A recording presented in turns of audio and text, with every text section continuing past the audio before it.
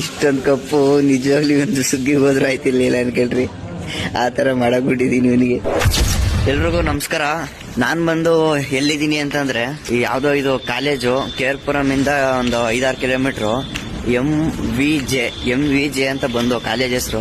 College ಒಳಗಡೆ ಹೋಯ್ತಾ ಇದ್ದೀವಿ ಮ್ಯಾನೇಜರ್ನ ಮೀಟ್ ಮಾಡೋದಕ್ಕೆ. ನಾನು 6ನೇ ಕ್ಲಾಸ್ ಅಷ್ಟೇ ಓದಿದ್ದು, ಕಾಲೇಜ್ ಮೆಟ್ಲು ಹತ್ತಿರ್ಲಿಲ್ಲ.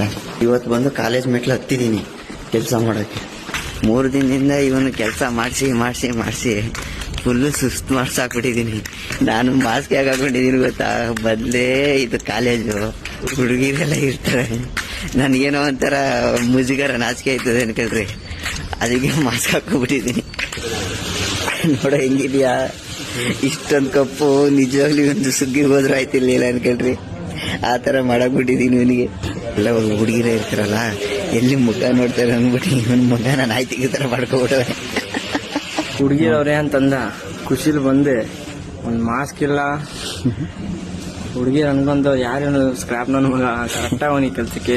ನಾನ್ ಕಿತ್ತೋಕಾಯಿ ಒಂದು ಗಾಡಿಗೆ ಬಿದ್ದು 3 ಗಾಡಿಗೆ ಬೀಳ್ತವೆ. ಅದಕ್ಕೆ ದುಡ್ಡೆಲ್ಲ ಎಲ್ಲೇ ಉಂಡೋಗುತ್ತೆ. ಅದಕ್ಕೋಸ್ಕರ ನಾನು ಕಿತ್ತಲ್ಲ, ಇಷ್ಟ ನನಗೆ ಸಾಕು, ನನ್ನ ದುಡ್ಡು ನಂಗೆ ಕರೆಕ್ಟ್ ಆಗಿದೆ. ಇವೆಲ್ಲ ಗಿರಿ ಕಿತ್ತಾನೆ. Friends bye. ಕಾಲೇಜಿಗೆ ಬಂದು ಕೆಲಸ ಎಲ್ಲ ಮುಗಿಸಿದ್ವಿ, ಮುಗಿಸಿ ಇವಾಗ ಶಿಸ್ತಾಗಿ ಮನೆ ಕಡೆ ಹೊರಡ್ತಾ ಇದೀವಿ.